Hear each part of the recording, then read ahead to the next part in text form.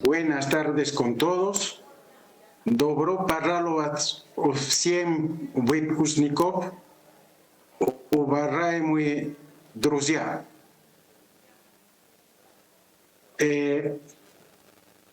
Bien, el tema que vamos a conversar hoy se trata del impacto económico del COVID-19 en América Latina y el Caribe.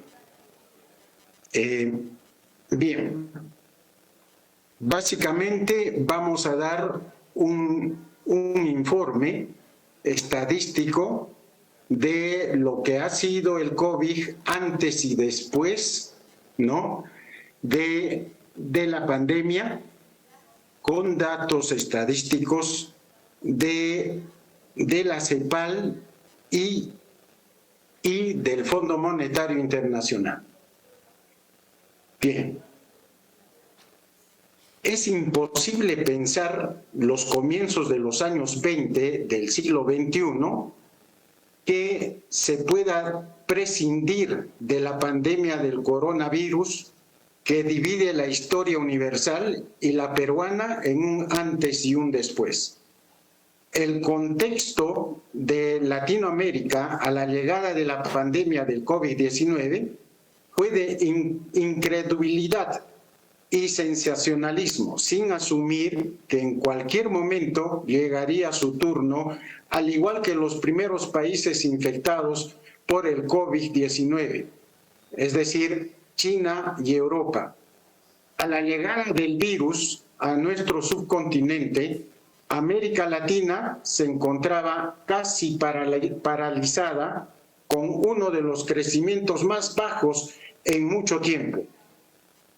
Según Blanco, el avance anual en el periodo 2014-2019 fue de tan solo 1.2%, en un desempeño decepcionante para una región emergente de renta media. El COVID-19 ha desnudado nuestras limitaciones en salud y servicios para todos en general. Lejanos de la promesa de la vida republicana, alejados del sentir popular, hoy esta pandemia, según la CEPAL, llevará a que nuestra región crezca menos 5.3%, y nuestros pobres extremos, pobres en general e informales, aumentan. Antes de la pandemia, América Latina en el periodo 2014-2019 fue uno de los de menor crecimiento, y esto lo corrobora la CEPAL en su informe de finales de 2019, según el cual los malos manejos en materia económica y otras situaciones desfavorables en América Latina llevó a que en el 2019 la región crezca apenas 0.1% en promedio, mientras que las proyecciones de crecimiento para el 2020 se mantendrían bajas en torno al 1.3% para la región en su conjunto, y agregar que el crecimiento en el periodo 2014-2020 o 2019 sería el más bajo en 7 décadas. Además, la CEPAL agrega dicho informe que 23 países tendrán una desaceleración en el 2019 y que solamente 14 naciones afortunadas tendrán un crecimiento de apenas 1%. Se puede notar que si el promedio de crecimiento desde el 2014 es de 1.2 y del 2019 de 0.1, esto significa que la región ha venido cayendo aún más bajo cada año. Casi en el mismo contexto, como como llega la pandemia en el siglo XIX, llega también la independencia de América Latina a comienzos del siglo XIX, basada en la noción solo de libertad antes que subordinarnos a otro país. Iniciamos la República sin una clase dominante que pudo ser capitalista y por tanto sin un proyecto estratégico de desarrollo que encauzará nuestros sueños de bienestar colectivo e individual. Desde el inicio de la República, los sectores dominantes parasitaron en nuestros recursos naturales. La República defendió un país exportador en las mismas materias de hace 5 siglos. Exportar materia prima en dependencia al capital extranjero es siempre inestable, debido a que los precios de las mismas son altamente volátiles, lo que viene generando incertidumbre en el crecimiento económico. Por esa razón, debemos planificar la economía para diversificarla e industrializarla con mayor valor agregado. En el Perú tenemos una economía muy dependiente en la minería, que la hace desequilibrada porque se concentra en determinados sectores, como son las finanzas, el comercio y la propia minería. Eso nos obliga a orientar nuestros esfuerzos hacia el mercado interno. No podemos depender de lo que sucede en la economía global. Sin embargo, esto es una realidad, ¿no? Los sectores dominantes viven de lobby en lobby, tratando al Perú como una mercancía hasta el día de hoy. Los grupos de poder alimentan el subdesarrollo de una economía primario exportadora con escasa industrialización.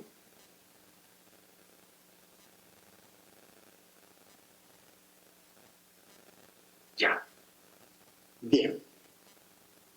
Vamos a ver el COVID en el periodo 2022. Aquí tienen el cuadro, ¿no? Sí se ve en América Latina y el Caribe en el 2019 creció en conjunto 0.1%. Y por cierto, que en el mismo periodo del COVID, en el 2020, todos los países y el mundo cayó por tasas desaceleradas de menos cero. Entonces, miren, el Perú, Latinoamérica, ha caído en el mismo 2020 menos 7.7%. Y si vemos entre todas estas cifras, podemos ver que en el 2019 el que más ha crecido ha sido Colombia, antes de la pandemia. Luego de la pandemia, en el 2021, el que más crece es Perú, con 9.0%. Eso quiere decir que Perú, en la segunda década de este siglo XXI, comienza a tener fuertes exportaciones de mineral a China. Y esto le trajo bastante favor hacia el crecimiento económico en el Perú. Como ven, aquí también en el 2022, América Latina y el Caribe van a crecer 1.8%. para este año. Se supone que ya esto está establecido y si vemos, Argentina se recupera, ¿no?, de antes de la pandemia con -3 y el año 22 para este año va a cerrar con un 3%. Luego, Colombia también va manejando su propio crecimiento en 4.8, ¿no?, para este año. Perú con 2.5 y como vemos, Venezuela, uno de los países, ¿no?, con mayores problemas por, si se quiere, el bloqueo general a Venezuela por todos los países latinoamericanos, encabeza por mandato, si se quiere, de Estados Unidos. De -25.5, ¿no?, al 2021 baja a -7 y para este año ya está positivo, 5.0. Esto quiere decir que esta economía se está recuperando de sus propios esfuerzos, de sus propias, incluso diríamos, solamente por el esfuerzo del pueblo venezolano. Bien, así entonces tenemos, ¿no?, en síntesis, se puede decir que los problemas de la región radican principalmente en las brechas en infraestructura, en la incapacidad institucional, en la falta de un sistema de innovación y en la baja calidad educativa, volatilidad en los precios de las materias primas y la huida de capitales que llevan a la depreciación de las monedas. Otro de los problemas que golpean los sistemas económicos de los países de la región es la alta tasa de trabajadores informales con un nivel de 52%, según un informe del 2018 de la OIT, o sea, de la Organización Internacional del Trabajo, lo que significa que cerca de 140 millones de trabajadores están en estas condiciones de informalidad. Otra expectativa preocupante es la tasa de desocupación nacional, a la que se tenía previsto que aumentaría de 8% en el 2018 a 8.2% en el 2019, lo que implica un alza de 1 millón de personas, llegando a un nuevo máximo de 25.2 millones de desocupados. Aquí se puede ver claramente en el cuadro, ¿no?, antes de la pandemia, el empleo estaba en un 76%. Ahora ha bajado al 62%. La informalidad ha aumentado. Antes de la pandemia era 48%, ahora 53%. Y también ahora los trabajadores trabajan menos horas, ¿no? Antes de la pandemia se trabajaba 43 horas, hoy se trabaja 37 horas a la semana. Este panorama es el que se presenta hasta el momento y podemos ver que el periodo del 2020 al 2022, ¿no? Está, si se quiere, incierto. Incierto porque la pandemia ha golpeado a nuestros principales sectores, principalmente en el turismo, el comercio y la distribución. Además, la subregión se vio sacudida por catástrofes naturales.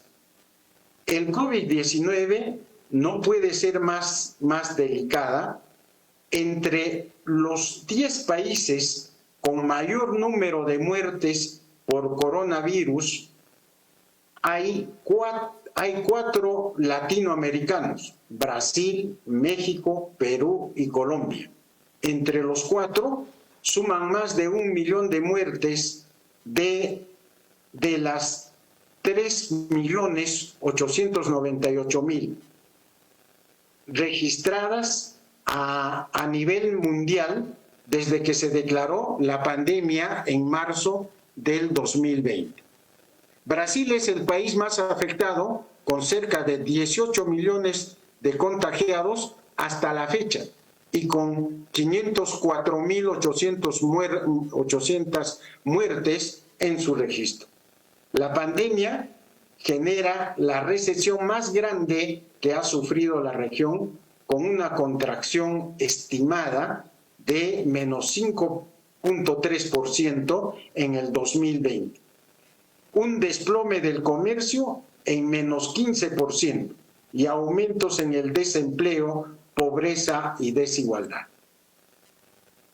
Bien, veamos ahora las perspectivas de la economía latinoamericana y mundial.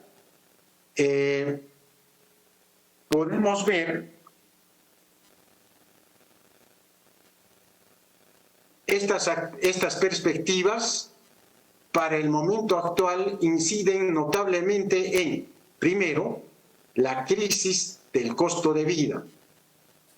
Ya comenzó la inflación fuerte, el endurecimiento de las condiciones financieras en la mayoría de las regiones, la guerra en Ucrania y la persistencia de la pandemia del COVID-19. Según los pronósticos, el crecimiento mundial se desacelerará de 6% en el 2021 a 3.2% en el 2022 y 2.7% en el 2023. Se pronostica que la inflación mundial aumente de 4.7% en el 2021 a 8.8% en el 2022. Incluso ya se dio reajustes del informe del Fondo Monetario, ¿no? De que ya está la inflación en 9.6%. Esto por la desaceleración de los Estados Unidos, ¿no?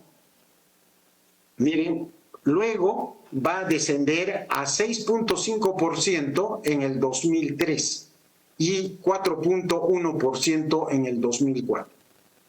Esto implica que, miren, aquí tenemos las proyecciones del crecimiento.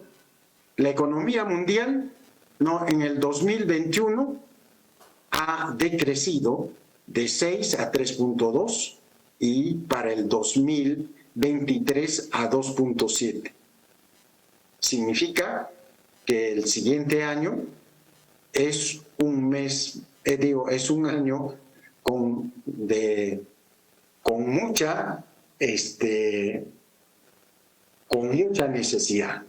Se van a generar muchas necesidades y en nuestro país y en nuestros países latinoamericanos seguirá creciendo la desigualdad y la pobreza. La pobreza seguirá asentándose, no cada vez más, en el Perú, Antes de la pandemia, la pobreza estaba cerca del 25%. Hoy está otra vez a niveles de comienzos del siglo, en el 32%. Si vemos las economías avanzadas, estas están mayormente, estas son las europeas, que también, fíjense, está yendo en declive, y que el año 23 va a ser 1.1. Para lo que podemos ver, las economías de mercado emergentes y en desarrollo, aquí está China, al 2023 se va a ir manteniendo igual, ¿no? 3.7 en el 22 y 3.7 también en el 2023. Bien, entonces, fíjense que hemos podido analizar de que a comienzos de la pandemia, ¿no? A comienzos de la pandemia, el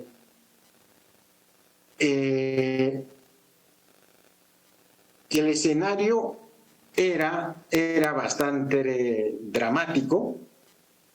Si se quería detener esta tendencia al quiebre de las economías, ¿no? Se dieron medidas por la CEPAL, como por ejemplo, ¿no? La región no podía aguantar políticas de ajuste y por lo tanto se hicieron políticas para estimular el crecimiento y reducir la desigualdad, reactivar la actividad económica mediante un mayor gasto público en inversión y políticas sociales. Esta política es la que sigue imperando en nuestros países latinoamericanos al momento, ¿no? Y cada uno está tomando ahora, digamos, su propio camino, en que algunos países latinoamericanos, ¿no? Como Colombia y Perú, pueden hacer ajustes a su economía, pero que no es bastante delicado hacer esos ajustes. Por lo tanto, auguramos de que para el año 2023 también la situación va a seguir y va a tener mayores consecuencias. También podemos ver en estas proyecciones que hace el Fondo Monetario Internacional, ¿no? Esta es la que ya está establecida, la proyección mundial, y veamos ahora por subregiones. Estados Unidos, ¿no? Miren, al año 23 va a bajar al 1%. Y si podemos ver, ¿no? En la zona euro, miren, 0.5%. Esto, ¿no? Por los efectos también de la guerra y por la crisis energética que lo va a sufrir en mayores consecuencias Europa. El Oriente Medio y Asia Central, ¿no? Se va a ir más o menos manejando en tasas hasta el 3.6. Pero fíjense, la de Asia emergente y en desarrollo, donde está China, ¿no? Miren, al año 23 va a crecer en función del 2022. Entonces, si estamos hablando de, digamos, la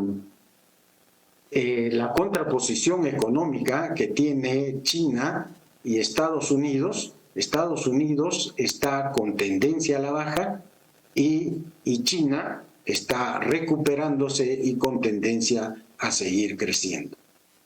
Entonces, estos son datos reales por los cuales podemos sacar nuestras conclusiones. Simplemente los números hablan solitos, ¿no? Bien. Así entonces, las perspectivas de la economía mundial, ¿no?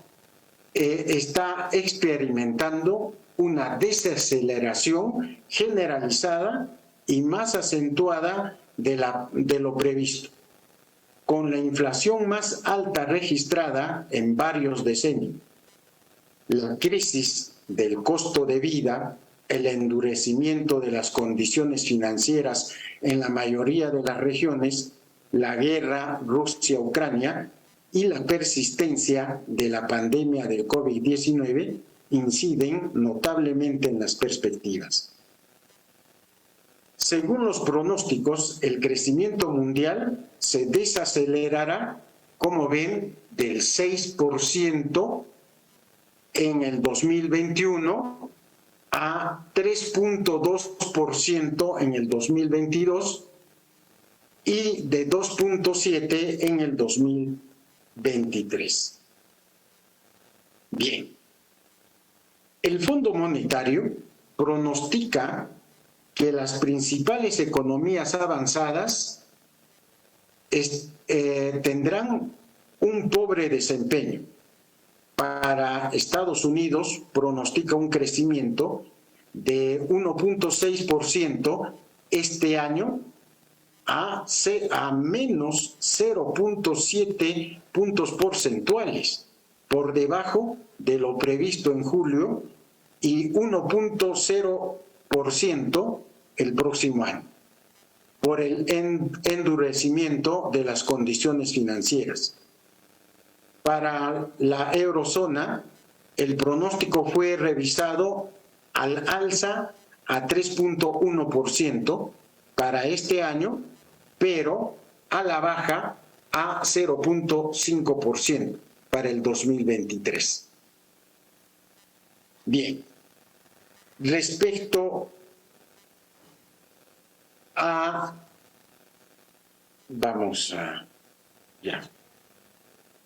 Respecto a las economías emergentes, el Fondo Monetario revisó ligeramente a la baja su pronóstico de China a 3.2 este año y 4.4% en el 2023. Pero esta información es la última, que está reajustando a 4.9% en el 2023, ¿no? O sea, eso quiere decir 0,1 y 0,2 puntos porcentuales menos que lo previsto en julio. La política de cero COVID y el deterioro del sector inmobiliario, que representa alrededor de la quinta parte de la actividad económica en China, hace de que efectivamente se mantenga en estos porcentajes, pero con tendencia a crecer, Sin embargo, para Latinoamérica y el Caribe, volvió a revisar sus pronósticos el Fondo Monetario al alza 3.5, aquí, 3.5, Latinoamérica 3.5, ¿no? Este año, o sea, 0.5 puntos porcentuales más que lo previsto en julio. Por el buen desempeño de Colombia, Argentina y el Caribe, aunque lo redujo para el 2023, ¿no?, a 1.7%. Ahora, Esto puede suceder, ¿no? Y la tendencia es que si se toman decisiones económicas equivocadas, ¿no? Esto puede bajar hasta menos de 1, puede bajar. O sea, eso no se garantiza, no se puede establecer que depende de los gobiernos de cada país latinoamericano.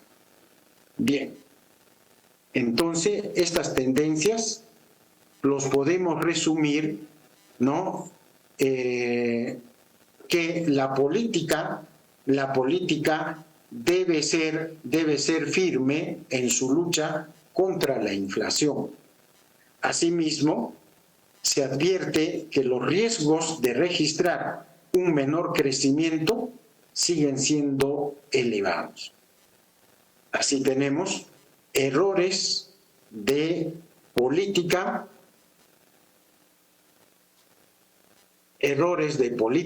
para hacer frente a la crisis inflacionaria, endurecimiento excesivo o insuficiente de la política monetaria, trayectorias de política monetaria divergente entre Estados Unidos y el resto de las economías fortalecería el dólar frente a otras monedas y generaría mayor costo de bienes importados.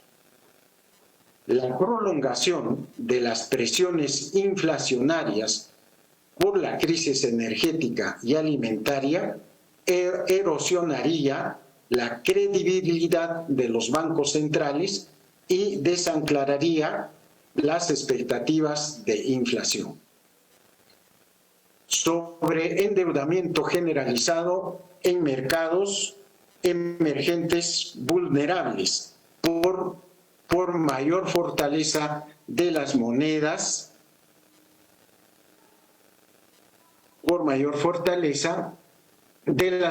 en las economías avanzadas acreedores. Interrupción del suministro de gas de Rusia a Europa por el escalamiento de las sanciones entre las partes involucradas. Aparición de nuevas variantes del coronavirus más agresivas y letales. Mayor desaceleración de la economía china por la política cero COVID-19 y empeoramiento de la crisis inmobiliaria. Fragmentación de la economía mundial que obstaculice la cooperación internacional por la guerra de Rusia y Ucrania. Este es el panorama entonces después del COVID-19 en América Latina y el mundo. Muchas gracias y darles un fuerte abrazo por vuestra presencia en el Perú. Muchísimas gracias. Большое спасибо.